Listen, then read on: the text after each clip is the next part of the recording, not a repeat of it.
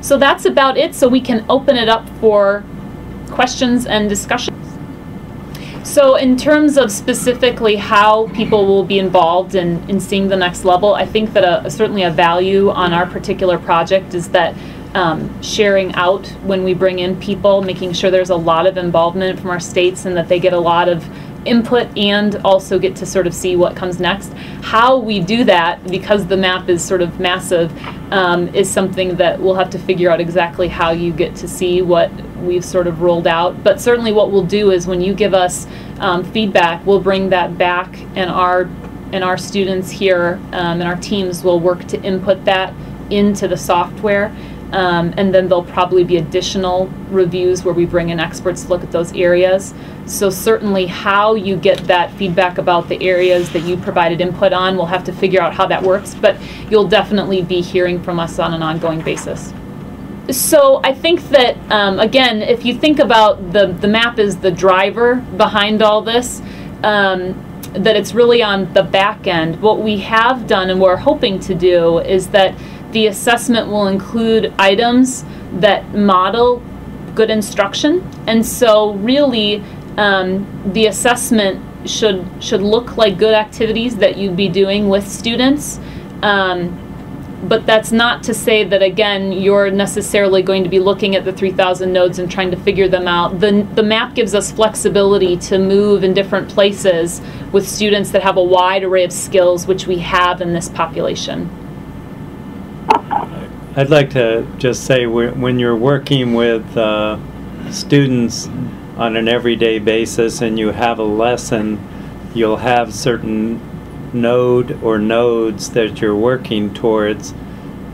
You'll be able to monitor how well you're doing, adjust instruction, and then of course we'll have some end-of-year assessments that will be based on standards and etc.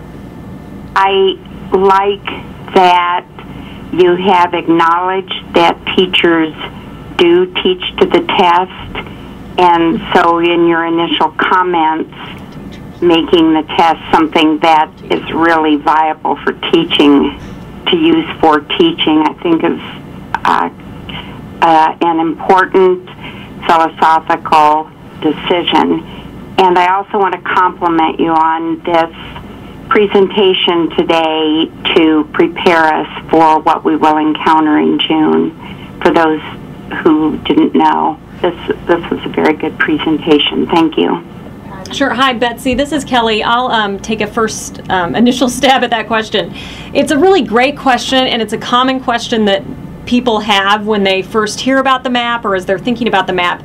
And in many cases with like a curriculum scope and sequence or with standards, the important aspects of those documents are broken down by grade level. But with the learning map, what we've tried to capture is a cognitive model of learning. And so we really don't have nodes that are attached to grade levels per se. It's really more about how learning progresses in a cognitive way, and how learning becomes more, the things that students learn and the things that they demonstrate become more cognitively complex as they continue to learn in a content area. And so it would be really nice if we were able to do that, but that's not exactly the way the map has been developed. Now, having said that, we have attempted to align the nodes in the map with the Common Core State Standards. So in that way, they are in some ways aligned with particular grade levels.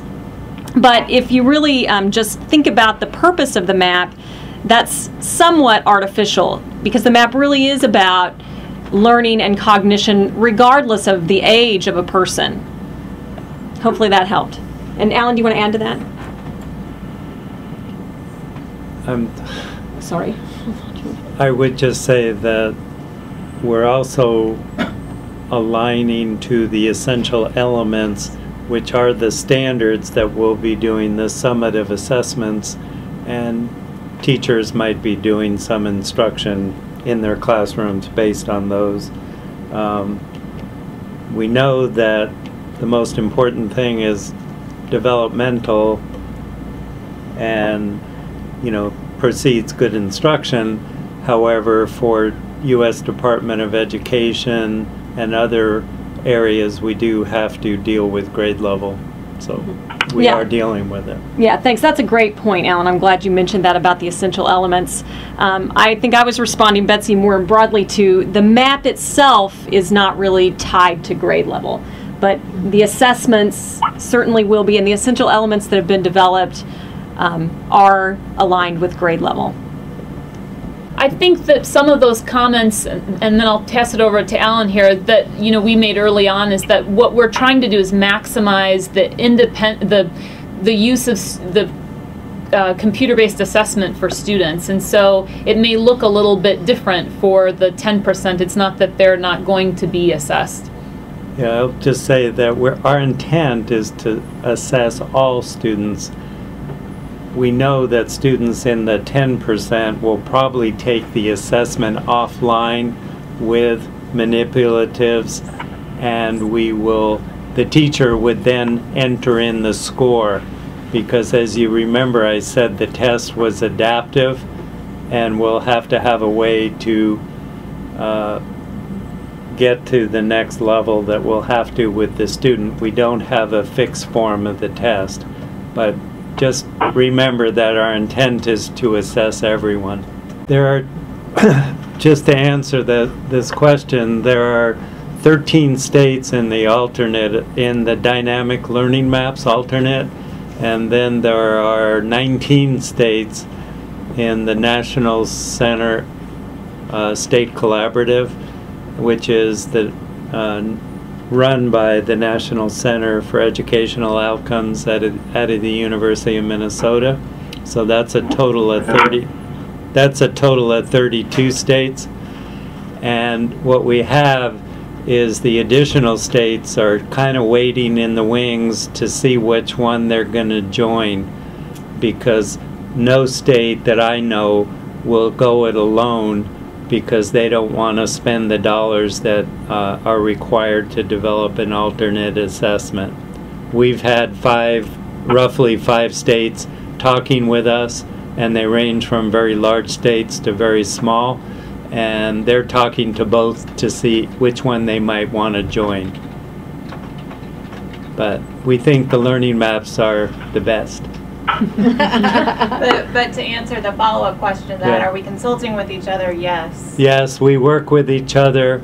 We both have common beliefs in that we all believe that all students should be assessed. We believe that all students should have high expectations. We all believe that we should have post-secondary opportunities for students, that assessment should be accessible, and supports that are necessary to find out what students know and can do. I'm guessing that the letters you gave us were the initials for your state alternate assessment.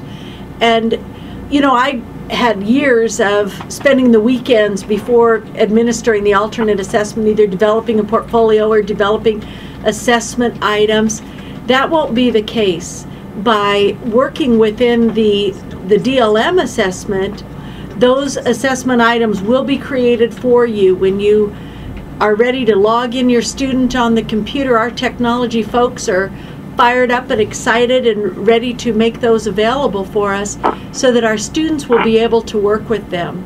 And so to kind of know, Alan talked about it at the beginning, we're starting this summer working, taking some items that we're developing, trying them out with students, making sure they'll work, learning from every step of the way, and we'll take the information you give us during the review to continue to refine.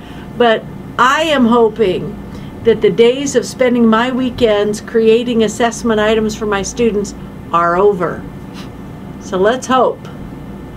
That has been the main concern, is those of us who really want to teach our children feel like we have had that taken away for the past few years. And so I can modify and make accommodations and find creative ways to teach if someone hands me an assessment. But if I spend most of my year making the assessment, that's what everybody at my school has been asking. What is it going to look like when we go to Common Core? So that that sounds promising and hopeful. It gives them hope, I think. Yeah, we're making sure that you don't have to do any work related to the assessment. Bev asked, telling us a little bit more about embedded assessments. Embedded in what? Give her a picture. Alan, go ahead. If you think of the embedded assessments, think of them as formative assessments, so that they would be given as you do instruction. So if I'm doing a unit,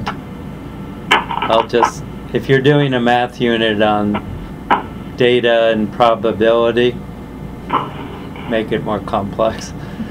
And you're doing something on graphing, you might give a 5-question or 10-question assessment on graphing. If you find that the students can answer the questions, then you can move on. If you want to reteach or readjust your instruction, you do that at the time. They're to help in terms of adjust instruction, make changes, make modifications, reteach. Is the student missing a precursor skill that is not enabling them to get the concept that you're trying to teach? Those are what we're calling our embedded assessments. Thank you very much. We are excited to see you in a few weeks.